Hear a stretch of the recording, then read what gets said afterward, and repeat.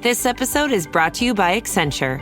When your advertising operations fall out of sync, everything else follows. Spotify and Accenture are working together to reinvent the rhythm of ad sales, using automation, analytics, and smarter workflows to simplify campaign delivery and access better data across the business. The result? Less time spent on operations, more time connecting brands with the moments and fandoms that matter most. Learn more at accenture.com/Spotify. I'm super excited to announce this project that I've been working on. It came out of a need where I felt really alone. It was the loneliest time of my life when I got diagnosed with breast cancer. The first question I asked my oncologist was, who have you treated that has my exact diagnosis? She couldn't find anyone. I have a wonderful husband, great friends, but they weren't walking down the same path. This is why I created Diagnosis Anonymous. Diagnosis Anonymous connects people who are going through cancer, newly diagnosed people, to mentors, people who have been down that same path. Go to diagnosisanonymous.com and join our waitlist to get matched to your mentor. You'll fill out a quick, easy form. You will get notified when you have a match. diagnosisanonymous.com. Thank you. Welcome to Boobalicious. This podcast is about navigating life as a midlife woman. Your health, your body, your identity, and everything that shifts along the way. From hormones to healing, including life during and after cancer, we're having the conversation no one prepares you for. I'm Chris, a mom of 2 and a breast cancer survivor. And we're figuring it out right alongside you. I'm Jenny, a physical therapist specializing in women's health. Join us and subscribe. Shay. Hello. Today we have Shay Moraga with us from Shay's Warriors. Thank you so much for being here. Can you tell us a little bit about your journey and how you started Shay's? Of course. So in 2016, I was 38 years old and had just had my women's wellness check. I had this itch on my right breast that would not go away. Okay. And I just chalked it up to working out, being a crazy, busy working mom. So I went to Walgreens over the counter, grabbed a itch cream, and it still didn't go away for 2 months. My friend finally said, hey, you need to go get that checked out. And then it was January, and there was this huge pop in my breast, same breast that had been itching. And it felt like someone took a knife and stabbed me. It was so horrendous that I screamed out loud. Wow. And the people that I was with, they're like, are you okay? And I'm like, I don't know, like something's wrong. And I remember just kind of like rubbing my breast. And I thought I felt like a little bump. So I ran to do back bedroom, did a quick check, and I found this pea-sized lump. And it didn't hurt. I tried to squeeze it, and I thought, God, this is so strange. This has never happened before. And I went in the other room, and they're like, what are you going to do? And I'm like, well, I'm obviously going to have to call my doctor again, and da-da-da-da. So, right? 2 weeks went by, no response. Called again, talked to the lady over the phone and said, hey, I need to get in. She's like, you shouldn't panic. You were just here at the end of October. You're 38 years old. Don't worry. And then she said the word that every young person does not want to hear. I'm sure it's not cancer. You're too young for this. How many times, right? Yeah, right? Same with And me. I said, okay, great. We'll have the doctor call me back. Another 2 weeks went by. So we're talking the beginning of February, almost 6 weeks later from when I started trying to get in. And I remember calling and being this time relatively rude. And I said, what is it going to take to have the doctor call me back? Do I need to come there and sit in your office all day long? Yeah. Because I need her to call me back. That's not rude. That's you're advocating for yourself. Right. But, I think that when we deal with the medical community, we wait for the doctor to call us. Yeah. As a young person, you don't want to panic. Right. So you're caught in this really weird sense of a balance of trying to be an advocate for yourself, but also trying to just stay calm because when this happened to me, of course, I didn't know anyone my age who had gone through cancer. Yeah, and you've got like itching and pain, like those aren't typical. And you just had your appointment in October. So yeah, Correct. why would you think this is? Why would I think? Right. So I went in, literally, I think it was on a Tuesday. Doctor couldn't find the lump. I have relatively large breasts. They're not dense, but she just couldn't find it. So she asked me, she's like, hey, can you sit how you were sitting? And I did. And then she felt something. She's like, okay, well, it could be just a cyst.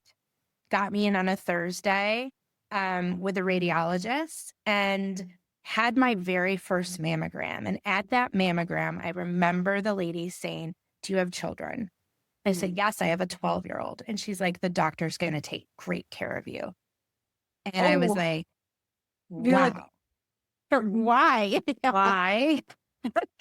I knew at that point, just because of the way she looked, the way she was talking to me, the body language, everything, that, okay, there's something there. And I went in, they did the ultrasound on me, and it lit up super red. I could see all this movement. And I remember asking the lady, I said, so is that cancer? And she goes, well, I can't confirm or deny, but in the 30 plus years that I've been doing this, I've never seen this much vascular movement. And I was like, okay, here we go. And that's kind of how it all started. Looking back, I wasn't prepared for any of that. And I don't feel like any of my medical team prepared me for that. I mean, how could they? They didn't know it was cancer at that point. But for a 38-year-old and knowing that you're going to have breast cancer, that's a scary thing to go through. Oh, 1,000%. So scary.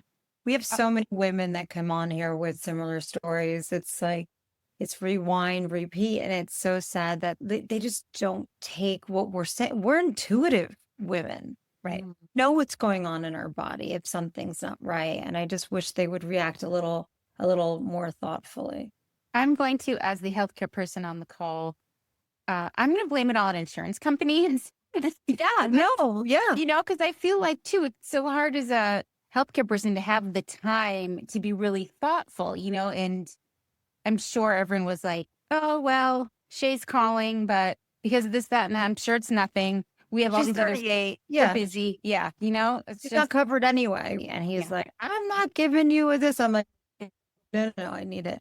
But Well, also, I think it's a balance of the medical community too, like not wanting someone who's that age because of the history that if someone does have cancer at that age, more than likely you're finding out too late or it's very aggressive. And in my case, it was very aggressive. So they try to find this balance of making you feel like it's not a big deal until it's a big deal. Right. Yeah. yeah. But there's no excuse for someone over the phone saying, those words, No. I'm sure it's not cancer, because you're sure it's not cancer. What was your diagnosis? Sorry. So I ended up with stage 3 triple negative breast cancer. Wow. So you went through chemo and everything? I went through 20 rounds of chemo, 38 rounds of radiation, and surgery to my right breast. Yeah. Now, what about your experience led you towards Shay's Warriors?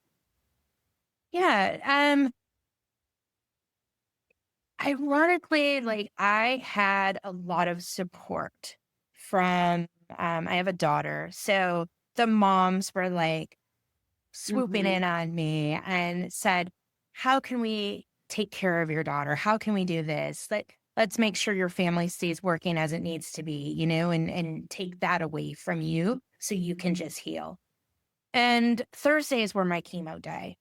And I would be in a room with, 50 other patients. And my girlfriends were always coming and bringing me a tea or making sure I had food afterwards or before, making sure I had that hope and that chance to survive and just heal. And I saw so many people that did not have that support. They didn't have anyone coming in. I remember one time, and I think she was 97. Oh, And goodness. she was walking outside, and we live in the desert, so it was 115 that day. And I remember walking outside when my girlfriend, she's going to pick me up from chemo, and she was there standing in the driveway with her walker. And I thought, oh, she must be waiting for an Uber, right? Or something at 97. No, she was walking to her car, taking her time, and her car was duct taped up, the windows. Oh, She yeah. didn't have air conditioning. And I'm like, oh my gosh. And I said, do you have any family? And she's like, no.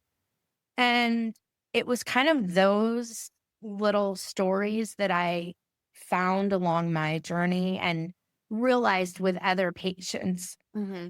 that some of the ladies were driving, 2 hours to come to chemo, and they didn't have any support.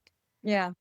A- And that's where it was like, there needs to be something more done, more research, more education. Why don't they know that maybe there's a driver who could drive them? And I started just really researching what things we had in our local community and what things really we needed more of and more education of, and how could we reach cancer patients and survivors. Because I think for me, even though I went through that whole process, that was the first aha moment. The second aha moment was the life after cancer. Yeah. And that's why Shay is really our focus, is educating during the process of cancer, but then focus is really life after cancer because of the emotional, the physical, the spiritual, the trauma that no one talks about. And there's so much more healing to do afterwards. And Go ahead, Jenny. I was going to say, I think that really sets you apart from some of the other groups, the fact that you do focus on the after, because we talk about on this pod all the time. And me as a physical therapist, it makes me crazy how our healthcare system is not set up to support people once, quote unquote, treatment is over. Like once you stop receiving chemo, once you stop receiving radiation, it's just like, best of luck, Meanwhile, the whole world's been turned upside down, both mentally and physically. And there are things that healthcare can do. Like, it's not like, it's like, oh, if only someone knew what the magic pill was. But there is a lot of knowledge known. It's just, it's not organized. So I love how you organized it. Yeah. A lot of people, I think, coming from being a breast cancer survivor, they feel after treatment's done, they're so focused on the treatment and staying alive and like getting the right treatment, getting the cancer out, that no one really talks about like what's going to happen after. And What then does light living look like? their last surgery, their last chemo treatment, whatever that is on the last, it's almost like they are made to feel that they should just be grateful that they are alive, right? But like the real sentiment is, I feel like I'm falling off a cliff now. There's no one there to take care of me. It's like, you're done, next, and I like what you're doing as far as educating. I feel, so the first thing that you were saying about patients not being able to have a ride or not knowing that there's like rides offered and different, that is the main issue. Like, how do you get that word out there so patients that are 97 or 27 that have moved across the state, or across the country, and they don't have that support, how do we change that so that they can get that information easier? Because they're concentrating on the treatment. Right. And medical community, in my opinion, should be concentrating on that treatment. I mean, that is their main focus. If they really started to focus on the stuff that we're doing, it really kind of, I don't want to say muddies the waters, but there should be a support, an integrative support with medical and like what we're doing and what some of the other nonprofits out there are now starting to do. Because we started this 10 years ago. And there maybe were things that I wasn't aware of, but I searched high and low for my needs and what I needed as a young woman to heal with a young family. I guess just having that full focus of growing up, not only going to the doctor, but also having family that did some holistic healing with me as a child helped me to kind of form what we're doing today. And then also having a dear friend who was my co-founder, Eileen Alvarez, we spoke through the entire cancer process. She was kind of like that mentor because at 36 years old, she got her first breast cancer with a young child and a baby that was under 5 years old. And so we would talk about, I would bring this up to her. She'd take me to lunch and I'd say, why are people talking about this? I feel like I'm going crazy is what I would tell her. I have a migraine. I have a bone ache.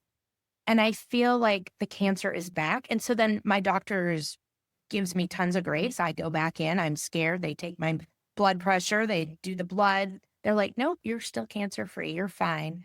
But I couldn't get over that hump of fear and the PTSD and the trauma that brought along from being a young survivor. And I know now you're obviously very well versed in PTSD and cancer coaching. Prior to diagnosis, like, did you come from a psychology background? Did you know you had PTSD? Talk a little bit about that, if you don't mind. Yeah. At a younger age, I had something that very much traumatic happened. I had someone who I knew very well and very close to die in a plane crash. Oh, so sorry. And so for a few 2 to 3 years, I went and really tried to heal from that process, both holistically and going to a therapist and really honing in on that post-traumatic stress and that trauma, because the trauma came too when I would jump on a flight, right? But learning how to deal with some of those things. I don't have a psychology background. But you had some familiarity with I did have some familiarity. You recognize the signs when, I do. like, this is PTSD again. Here I am again in a different vertical. Yes. Right. Can you And explain what the thing about Shay is we want to make sure that we have outlets to, our oncology social workers, to therapists that we trust, and we say, okay, you know what, as a survivor myself, maybe it's time that, we help you, handholding you and saying, this is a person who you might want to talk to, because we're not going to obviously take that on, right. That's something that's outside of our. Do you give referrals? Am I correct in saying, like, how does the process work if I'm feeling like I just finished all my treatments? I'm feeling I'm having some postpartum, I'll call it. Some PTSD. I think that I don't say we would give referrals per se, but we do have a list of people that are available to be able to talk within that realm. Yes. That's great. Could you mention what some symptoms of PTSD might be? Like, how does someone know that, This episode is brought to you by Accenture. When your advertising operations fall out of sync, everything else follows. Spotify and Accenture are working together to reinvent the rhythm of ad sales, using automation, analytics, and smarter workflows to simplify campaign delivery and access better data across the business. The result? Less time spent on operations, more time connecting brands with the moments and fandoms that matter most. Learn more at accenture.com/Spotify.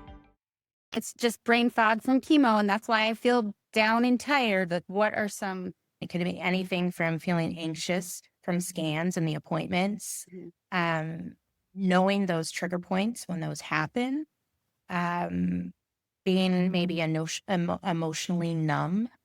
I don't know if someone really understands that, but these are sometimes things that we do talk about, because, for example, 10 years later, about a month out from my scans or from my own blood work and what's going to go on, I can now pinpoint when I start having irritability or I start getting bitchy or any of that stuff. And it really was as easy as keeping a journal and on a calendar and just being like, oh, yeah, I'm about a month out from. There's a pattern to this. Correct. And figuring out those patterns, just like you would if you were going through your menstrual cycle, you I know? was gonna say, yeah. Right.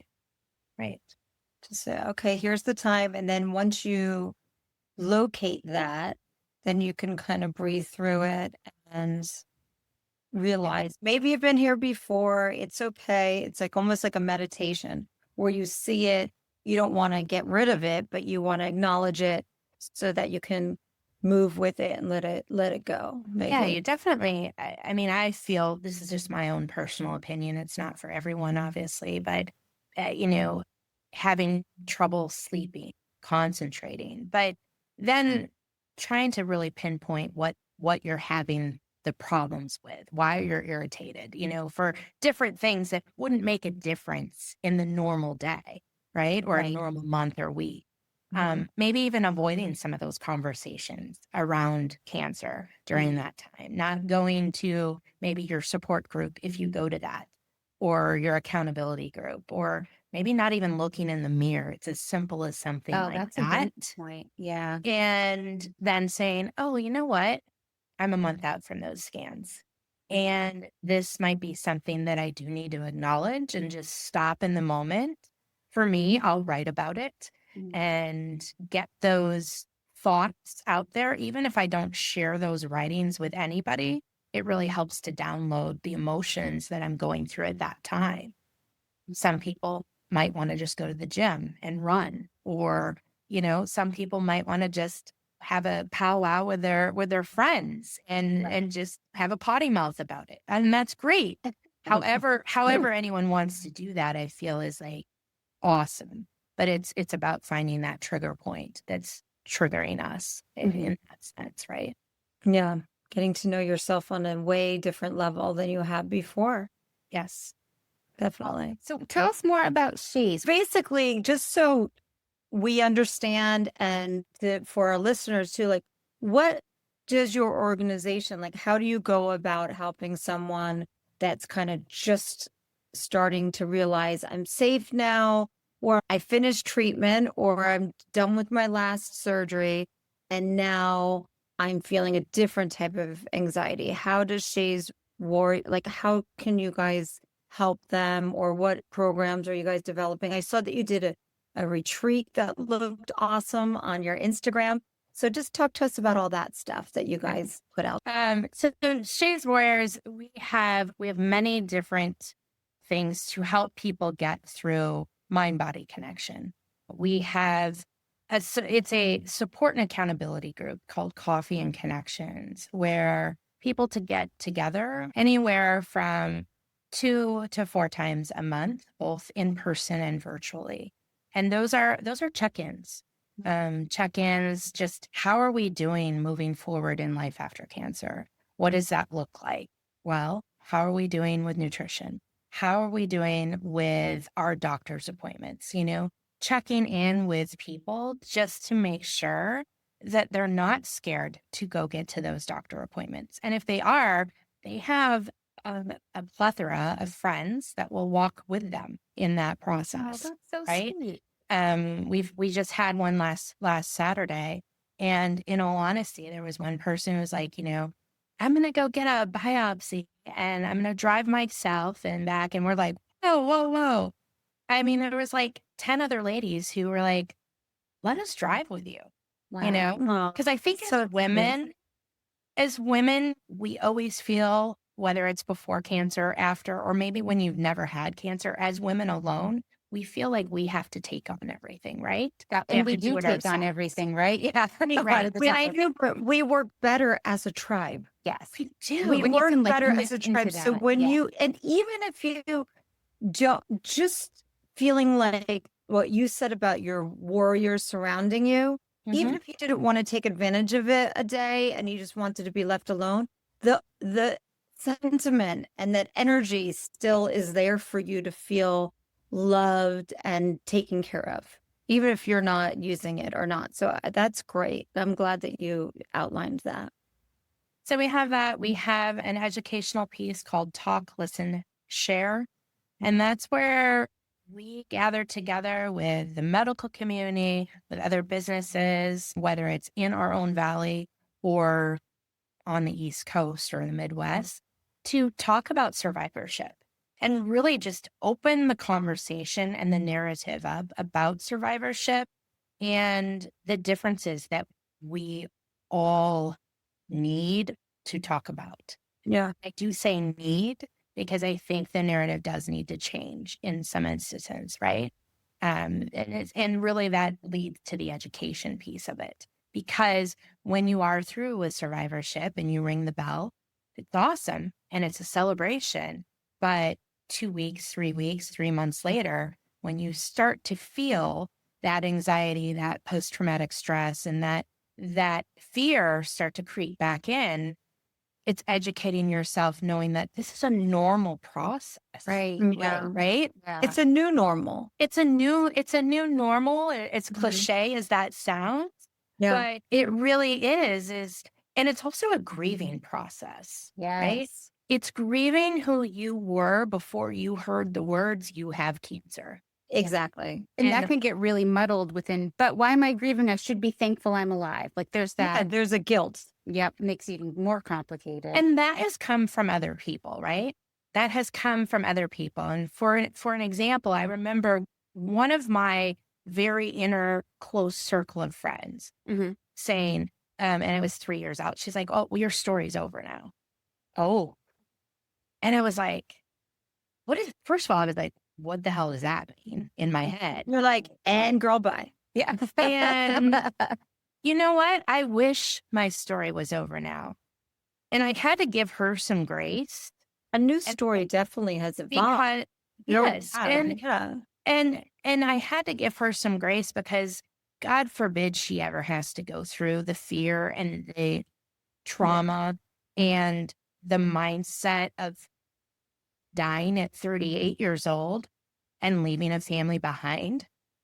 And yes, I have, kind of parted ways with that person, but I still wish her well. But it does blow my mind when I hear stories of people saying that stuff, because it's not like I wanted this attention. I don't like to do be in the front forth of doing that. I do it because I have a voice and I'm not scared to do it and I understand it. And I also saw in the chemo room so many people that did not have the support that I did. And so God gave me a voice and damn it, I'm going to use it. I love That's how I feel about it now. And that's why Shay I think has grown so much, because the narratives do need to change.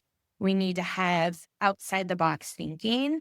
I am very much a supporter of our medical community, and hopefully I'm gaining the trust from the medical community to be able to bridge this gap that we have had in the past, to be able to help our survivors and yet refer them back, if they need it, back to their doctors and everything, and be able to give some survivors some solace of just knowing that this new normal is normal and living life fully to the max while we can. So where do people find you? Are you have an online site or is that Or is it just for people within your geographical area? No, anyone can find us at shayswarriors.org. And there are many different aspects to that. So we have a lot of in-person here in our geographical area. Our retreat is open every year during National Cancer Survivors Month, which is always the second week of June. Every year we've been doing that now 7 years, 5 years in person, 2 years during COVID online. That was fun. And what happens at the retreat? Just different things. I mean, it's kind of the same thing that we do when it comes to our programs with Shay's. It's just on steroids. It's 4 days and 3 nights of gathering, learning, connecting, and kind of resetting mind, body, and soul. Yeah. What are some of the things that you find your members really need education about? Like you've talked about how education is a big component. Is there certain topics that come up again and again that women are not getting during treatment, but now they really need this information? Great question. I would say the biggest would be the fact that this is normal. Like the Survivorship. concerns, the worries, that Right. feels normal. Okay. Yeah, you're not crazy. Yeah. You're not crazy. No. Like every single person, I think, men or women, they all feel after treatment, one ache, one pain, and they're like, I always tell people the more time that passes, the easier that will get, but it's a very slow burn. Yes. I Yeah. agree. Yeah. I agree. So, Yeah, someone told us, I can't remember who used the analogy, that initially cancer is driving the bus in over time. Like, so everything's like, oh my God, that must be cancer. It's my cancer. And then Yeah. it kind of starts to move into the trunk the- with help from groups like Shay's. yeah. Yeah. It's great. Well, we always do a segment on here that's called What's in Your Bag. It could be metaphorically what's in your bag, and it's basically just either a concept, something inspirational, or a product. Yeah, product you love. A product you love that you just feel you can't live without and that you would like to recommend to the listeners. I think what's in my bag, in all honesty, is a lot of love. Oh, I love that. It's a lot of love because I think going through this, I didn't realize how much love there was in the world for someone that they didn't even know. How many people can come together when someone is going through a crisis, Yeah. and your best friends can be real poo-poos, we'll say. And then all of a sudden, someone who maybe you've met 4 or 5 times is bringing you meals. Yeah. And really Offering feeling for you and Right? really careful and loving and all the things. Yeah. It's interesting who shows up in what way. It just, for me, it broke my heart open. And I was like, wow, this is the most love I've ever felt in my life, from others, And if I can help give this back to people that don't have that, Mm-hmm. this is what community is all about. Whether they're here in Southern California or they're in the East Coast, in New York, in Michigan, in Minnesota, in Florida, like wherever they are at, like it takes one thing. I could send a card and just let someone know I'm thinking of them. And we've sent text. it's so simple. Yeah. It is so simple. I was going to say, just even a text, how are you today? How are you feeling? It brightens people's day, especially when going through this treatment, right? Just checking in on people is so much more than you even think it is. Right. Being in the breast cancer world, Shay, your program is really unique. The fact that you are able to give connection, like personal connection and that love, and to create that for women, like you said, maybe they're not even in Southern California. That's really awesome because, right, like a lot of groups fundraise, which is needed. Like there's a lot of things that are needed, but to really help someone feel not alone, I mean, that's huge. Yeah. We try. And that was my goal, I guess. I mean, give to others as what was given to me. Yeah. That cardinal rule of just being there for somebody, even if they are a stranger, because I'm giving without expectations, right? And I always tell that to some of our ambassadors and stuff, like, don't expect this person to fully receive it, but if you want to give it, but give it from your heart. Be honest and true if you're giving. And No our strings board attached. members, Yeah. same thing, right? Our board members, be honest and true of giving. And if you are at a point where giving is no longer something, like if you feel like, oh, I don't want to go to this, I don't want to do this, then it's time for you to move on. Yeah. Right. And that's just okay. and that's okay. You can still volunteer and do it later on. But it really, I think this open conversation of what we're doing, it's not just the business of it. Everything will fall into place when it's time. And that's how we've been, I think, successful that way. Love that. I love the love in your bag, Shay. That's what the world has to be on, right? A lot of love. I know. I love that. I mean, really, that's the reason I got into the breast cancer world as a physical therapist was seeing what you described, Shay, like the way women really come together. It's kind of a superpower that we have that I think given our modern day, we can't always employ the superpower of women like being there and being that tribe for one another and until unfortunately like a tragedy or someone's really struggling. But yeah, it's beautiful. Women are great. It's a sisterhood, and it cuts through all the bullshit. And I will use the potty word, but cut through all the bullshit that on the daily that women accuse women of being catty. You know, there's not a lot of cattiness in cancer. That being the quote. Great quote. Yeah. There really isn't, except for that one friend that just doesn't get it and thinks that your story should be done. But that's far and few in between. I will say, especially the women who have dedicated their lives to it, like Jenny, or the people that have actually been through it, like, you know, you and I, Shay, like those people are just there really as that sisterhood, which that's why I want to get back to. So your message really resonates. And it thank really you. does. Thank Appreciate you. Thank you for what you do as well. So our Find us. listeners can find you at shayswarriors.com, SHAYS.org. .org. Okay, that's important. And then how about on social media? Any other place? Yeah, social media, it's just Shay's Warriors Life After Cancer in Okay. there. And then LinkedIn and Facebook, Instagram, you know, the whole 9 yards, TikTok. I mean, I don't even know the social media handles we all had. Well, All right. thanks so much for being with us today. Thank you for having me and having us as a community here. Take Yes. care. Well, Thank you. All right. Have a great rest of your day. Thanks. You too. Bye-bye. Bye-bye.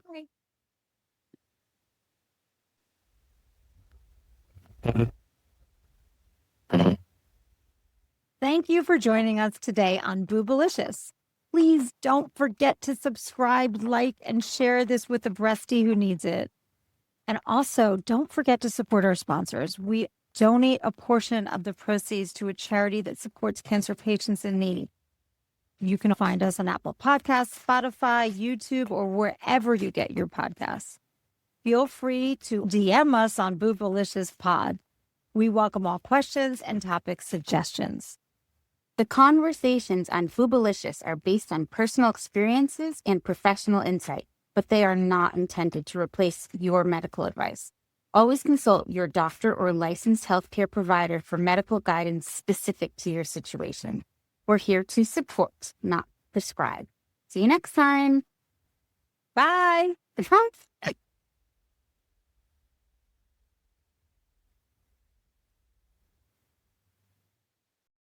NFL football season is here, which means when you switch to Verizon, it feels like touchdown. Because you get NFL Sunday Ticket from YouTube on us when you buy an eligible 5G phone on select unlimited plans, which means you can watch every out-of-market game every Sunday afternoon. And it's all on us. Now that's the Verizon way to kick off the NFL football season right. Switch and get NFL Sunday Ticket from YouTube on us, only with Verizon. Daydreaming about Fiore's soft dream knit fabric? Meet the Halo Essential Wide Leg Pant, designed with Fiore's softest premium stretch dream knit fabric. Invest in your happiness with some of the most comfortable clothes on the planet. Get 20% off your first purchase at fiore.com/halo20. That's VUORI.com/HALO20. Exclusions apply. Visit the website for full terms and conditions.